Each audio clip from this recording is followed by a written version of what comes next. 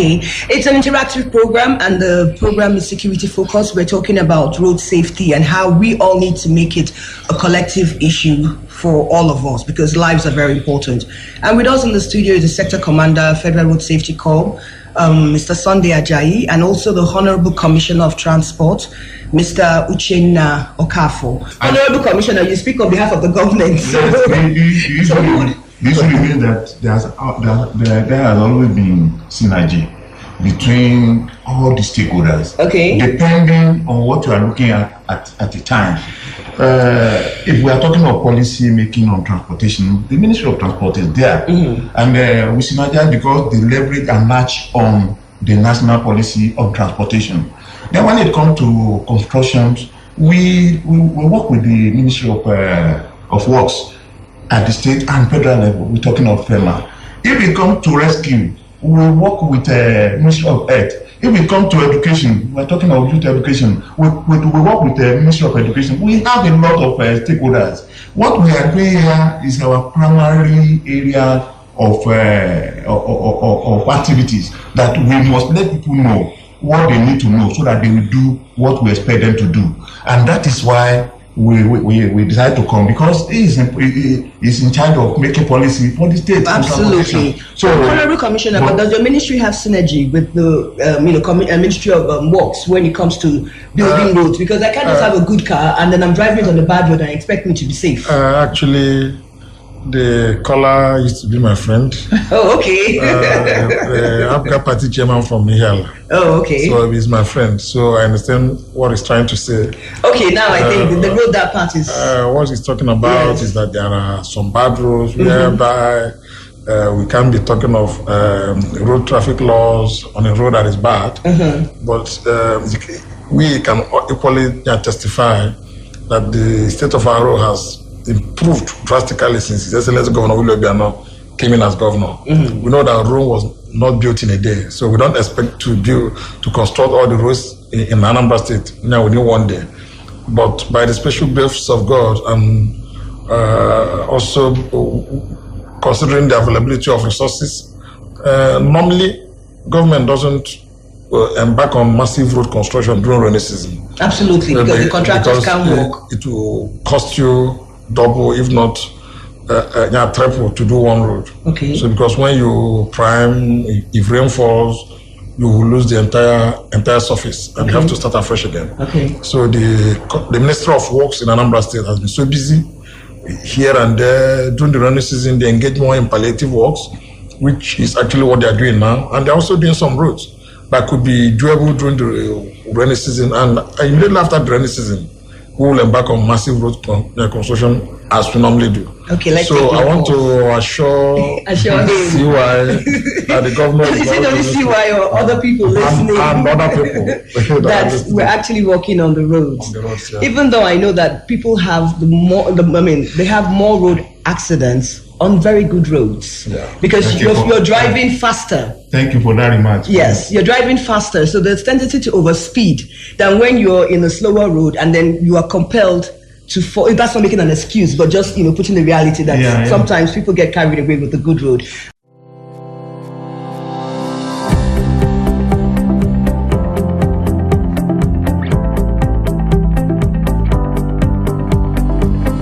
Well, back to the sensitization. What do we do as individuals? So we've talked to you as a corps, a Federal Road Safety Corps. We've talked to the Transport Ministry of Transport, represented by the Honorable Commissioner, and these are all institutions. What does a lay person like me, Ifunaya, on the road, what can I do to ensure that I'm making sure, one, I'm protecting my own life on the road, and also ensuring that the next person driving in front of me or behind me is not going to put me in any harm's way? Thank you very much. The purpose of this sensitization is to take you to that level. Okay.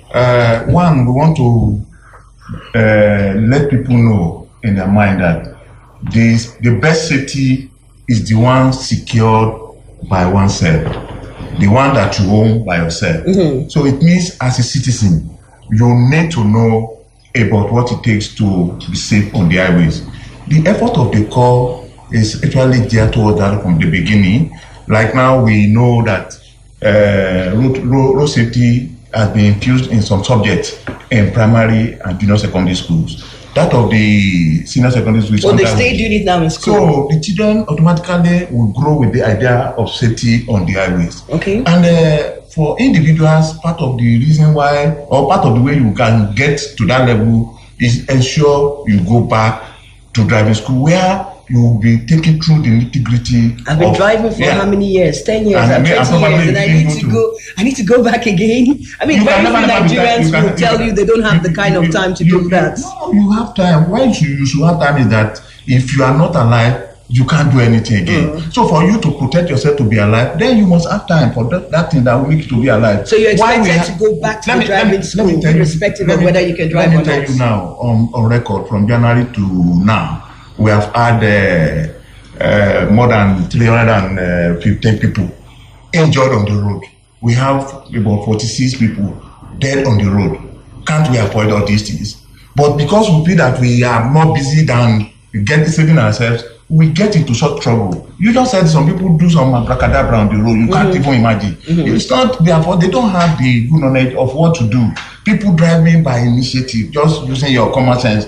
Road safety is not about that. It's not about common sense. You must obey the rules. It's just like playing football. You can't get to the field and begin to play to use your hand to pick ball. Your referee will talk, and we are saying that people must accept that there is something to be done when they are entering the road, and that thing must be done.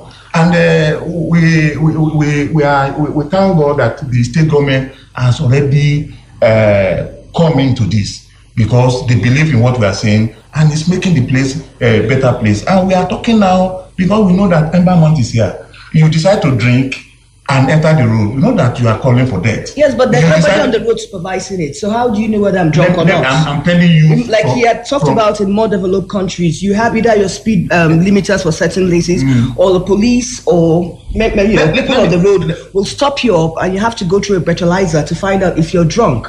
Nobody is on the road. Your men are never on the road after 4 o'clock in most places. So how do you control whether someone is drunk or not? You'll be making a mistake. Okay. The reason is that you don't know how we operate. I've never seen. And I speak for maybe the average Nigerian. Let me tell you, we have never claimed that we are enough to cover every place. Okay. So if we don't cover where you pass through, that does not mean we are not on the road. So, and that's why we are emphasizing that you should keep your safety in your hand. Don't wait for that road safety official. Know what to do and be doing it. Talking of enforcement, especially Ember Month. Enforcement. When you have people that are more, it's a Christmas period coming around. No, but people enforcement is ongoing. Enforcement is ongoing. That's what I want people to know. So I'm playing the devil's advocate. I want to know that it's enforced. From here to Onitsha, right here as we speak now, there are road safety officials on the road. Okay. There are VIO on the road. All those are to enforce traffic regulation. Yes, but I'm talking about drunk driving. It's part of what they check. They'll stop you. They say, okay, let me smell your breath. Please, I'm asking. Then you stop me and say, let me smell your breath.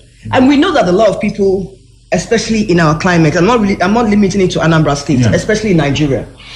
It's very easy for us to finish drinking from one event, jump into our car and drive off. And we're very comfortable with it.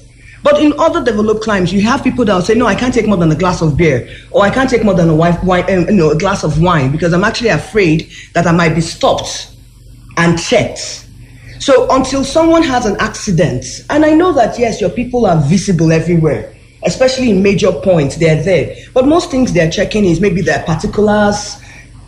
Are you wearing your seatbelts? Are you driving and making a phone call? But I've never, ever had a road safety official stop me and ask if I'm drunk or not, and that's the question I'm asking. No, drunk driving is just one out of many. Okay. Some of the critical offenses like speed we have talked about, we are talking of a road violation, that's taking one way.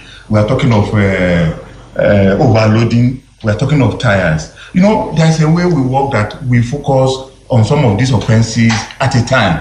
And what we do is random enforcement. Okay. You can't really get everything at the same time.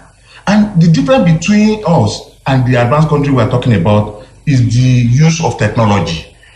In advanced country, cameras all over. So if somebody is somewhere watching you, You yourself, you have been captured, you can't do anything. Have you seen a situation where even when you see somebody using phone call and on citing you, he makes that to drop it and begin to do like this to you, making gesture that what's the problem? You understand? So when people know that they can do something to get away, with it. That's the point I was trying to make. I want to assure you that we have started. The enforcement will go beyond what you're thinking. Anybody that is caught cannot escape it. People are already facing psychological evaluation. People are being taken to mobile court to be tried, instant trial. People are being made to, their papers are impounded for correction. These are the things that we are doing now to ensure that people, especially when you enter Anambra, you take caution. When you get out, you can do another thing. But not in Anambra State. We won't tolerate that. I'm going to ask the Honorable Commissioner this question. First of all, let me commend you with the strict compliance of the ban of Okada in certain places in Anambra State, Oka, Onitsha. And as soon as the ban came out, a lot of people complied with it. So good work and kudos. But it's almost worrisome to see that there's been another menace created by the absence of this, and that's talking about the keke napep drivers, the tricycle drivers, because basically it just means putting down your Okada and then picking up a keke napep, and they're on the road, no lights. I've seen them sometimes. They're driving, their lights are not functional. There's no trafficator. They just come into the road. They also pose a traffic threat to regular road drivers. What's the ministry doing? Is there any sensitization about this category of drivers? Actually, after the Okada ban, the Keke people now took over the business, and the state government also has an initiative. Okay. We have a scheme through which His Excellency the Executive Governor wants to empower those Okada riders that lost the job, and we are already. It's ongoing now.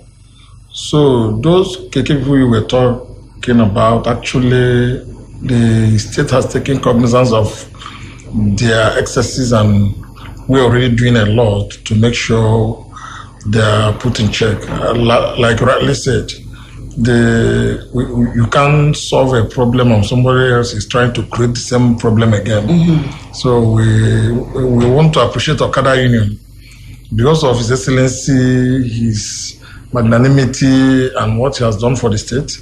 I want to appreciate Okada people for total compliance. Yes, they did that to the directives. Mm-hmm. In fact, we did not enforce that ban. We did not enforce the ban. They willingly there was total compliance. Yes, absolutely. So there was no confrontation at all. Yes. We engaged them. We had several meetings with them and told them and gave them enough reason. We were able to convince them. Rational persuasion. We were able to convince them, and they saw reasons with us that it was just in the interest of the state.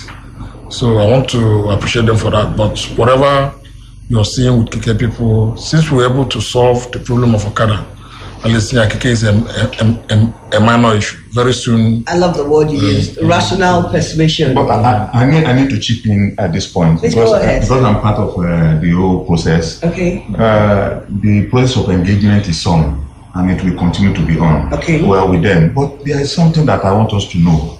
The citizen should equally play their own role. You see, and what's that role? Yes, when you see something wrong, you don't encourage it. Mm-hmm. If we tell you that this is the standard that should be taken note of, we should be ready as citizens to observe that standard, because that standard is even in their interest. We say, okay, don't carry overload. You see, it's the citizens themselves. We overload the vehicle. Don't put anything on top. The citizens themselves, they encourage them to put something on top. So as we are working on Keke people, we want people to work on them. You pay money to get from one place to another. They provide service. Let there be value for the service given. So we should ask for value and not have that property thinking that make us to accept anything that comes our way. So we must get that from the beginning. Road decongestion, that falls under your ministry. And I know you've done a lot, because recently there's a park that just opened in Onitsha where vehicles can go, because that also is a menace.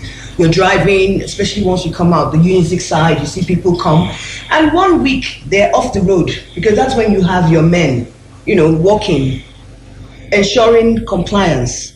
Once you turn your back, and then everybody now comes, and then they're back on the streets. How do you control this and make sure it's a permanent thing, whether you're there or not, whether your workers are there enforcing it? Actually, that was why we said that what makes up the society is the government and the governed. It needs a collaboration and commitment from both parties, both government and the governed, for you to have a perfect society, whereby the cost of enforcement is very high. Sincerely speaking, the cost of enforcement is very high. Okay. So whereby we have to go to the roads, in order to decongest the road, we have to do a lot of demolition, chase those people out of the street. Because most of those shanties where demolition are actually on top of drainages. And whatever remains they have at the end of their business, they will throw everything inside the gutter. Inside the gutter, and causing more flood. There's already a flood alert this year. And Anambra is one of those states that have been mentioned by them. That is when people started seeing the benefits of those decongestion and demolitions we did and deserting. So actually, what does it take that government has come, demolish illegal structures, chase you out of the street, and stay there from morning till 7 o'clock? Immediately they leave. Then you come back. Because they have to close now for work. Absolutely. You come back. So what they are now, the ideology of our the people. strategy we are now trying to. His Excellency called me yesterday. He was actually worried about that at night these people still come out. And what they do is at the end of the day they will litter the entire place. And for you to have a clean environment, don't allow such impunity. So what we are trying to adopt now, according to the director of His Excellency, as at yesterday, was for us to do shift, whereby some people will be deployed there at night. Brilliant idea. To stay there till 10 o'clock. Okay, you can see what, because of non-compliance from society, you can see what is costing. It's now costing you more because you have government. to put people because you have to employ more personnel, pay them extra salary to make sure they go there and stay at night, just because people refuse to comply. Is it our ideology? It has to do with ideology and orientation. Because I know one thing that happens in attitude. Once the average Nigerian crosses the shore of Nigeria, you conform. Yeah. Nobody tells you to join a queue, you join a queue. Nobody tells you don't throw litter on the ground. You look for the nearest bin and you drop your litter. But once we're here, so two things comes to my mind. Either one, our attitude, it's anything goes. Or the fact that we don't have strict sanctions. So because people feel they're not sanctioned for certain things, then they can get away with it. Actually, okay, for example, if you see the kind of abusive words that you receive, we receive during those the revolutions, you will pity for us. I can imagine. But we're actually trying to make the society better for all. In those chanties, criminals they hide there at night to attack their victims. So, and for us to get it right, we are facing a lot of hostilities, but we still have to do the right thing.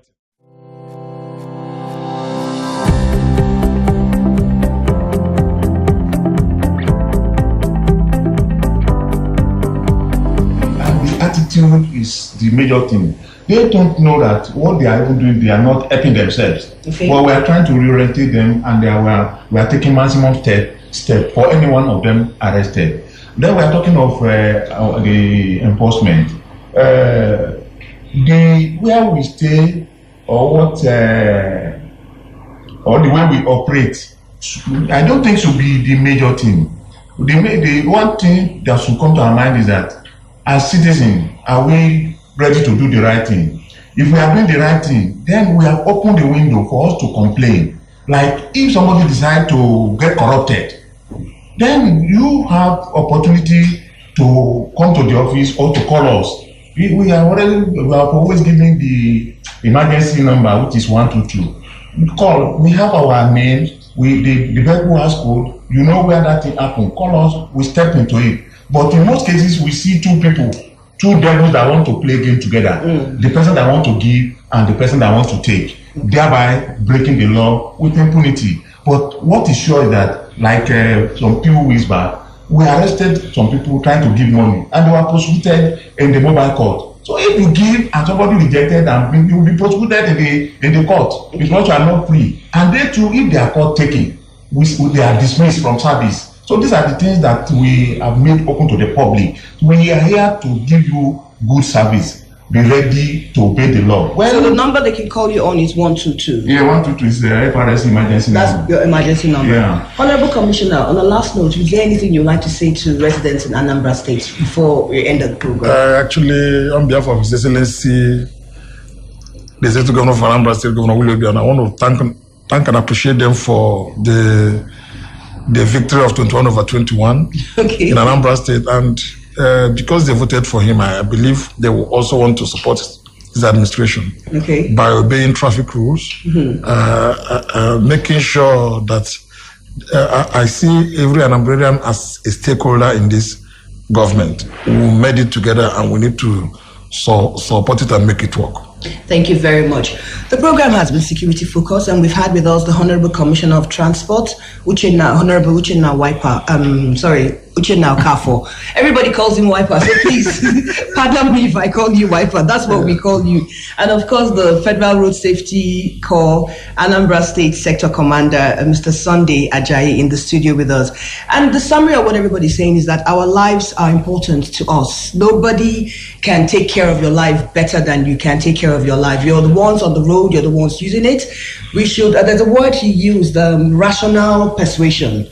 And I think this is a rational persuasion to each and every one of us. We need to take control, we need to take charge of how we use the road, knowing that life is just once. Thank you very much for being on the program. My name is Ifunaya Mafli.